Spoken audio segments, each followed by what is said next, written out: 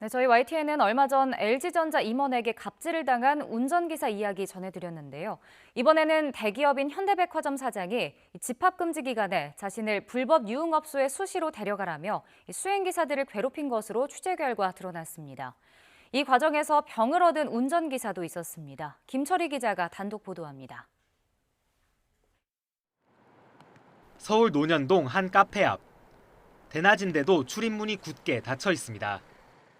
못 봤어요. 원래는 못 봤어요. 한참 못 봤어요. 알고 보니 카페 간판을 단 이곳은 일반 음식점으로 등록하고는 여성 종업원이 접객하는 방식으로 운영되어 온 무허가 유흥 주점이었습니다. 이 때문에 한 차례 적발돼 영업 정지를 당하기도 했습니다. 이런데도 해당 업소는 집합 금지 조치가 내려진 지난달까지도 단속을 피해 몰래 영업했습니다. 이 기간에 현대백화점 사장 A씨가 회사 차를 이용해 수시로 드나든 것으로 YTN 취재 결과 확인됐습니다.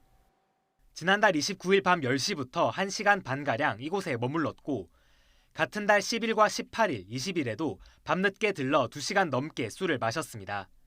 지난 9월에도 4차례나 방문했습니다.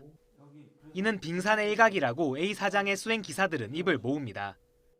코로나19 사태 전인 2017년부터 2019년까지 2년 동안 해당 유흥업소를 들른 것만 해도 최소 100여 차례가 넘는다는 겁니다. 본인의 유흥을 왜 나한테까지 전가를 시키는지 너무 자주 하시니까. 코로나 때는 좀 안 하겠거니 했는데, 애들도 다니는데, 집에 지금 하세요. A 사장이 불법 업소에서 벌이는 술자리가 끝날 때까지 수행 기사들은 밖에서 꼼짝없이 기다려야 했습니다.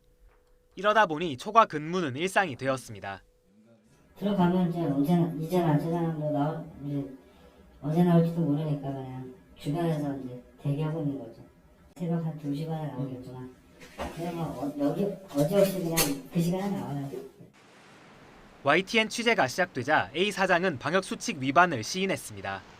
현대백화점 명의로 낸 입장문에서 A 사장은 불법 유흥업소를 드나든 것은 이유를 불문하고 본인의 불찰이라며 사과의 뜻을 밝혔습니다. 다만 불법 영업 사실은 몰랐다고 해명했습니다. 하지만 A 사장이 불법 유흥업소 출입 사실을 인정한 만큼 감염병 예방법 위반 혐의에 대한 경찰 수사가 불가피해 보입니다. YTN 김철입니다. 네, 이처럼 현대백화점 사장이 수시로 불법 유흥주점을 드나들며 방역수칙을 위반하는 동안 수행기사들은 꼼짝없이 기다려야 했습니다.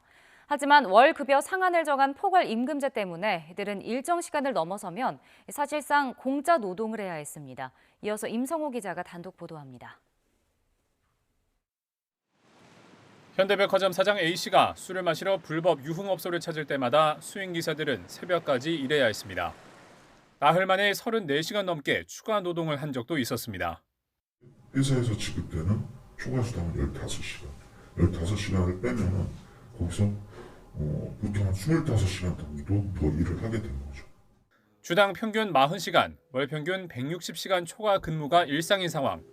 하지만 월급은 늘 300만 원 초반에 머물렀습니다. 파견업체와 맺은 포괄 임금제 계약 때문이었습니다. 아무리 초과 근무가 길어져도 주당 15시간, 월 평균 66시간의 연장 근로와 수당 80여만 원만 인정됐습니다. 통으로 묶었으니까는 추가 수당은 없다. 출퇴근하는 사람이랑 늦게 끝나는 사람이랑 급여가 똑같으니까 좀 솔직히 기분이 나쁘죠. 그거에 대해서 총무부에다가도 얘기했는데 단 1도 없고. 이는 분명히 위법이라고 노동 전문가들은 지적합니다.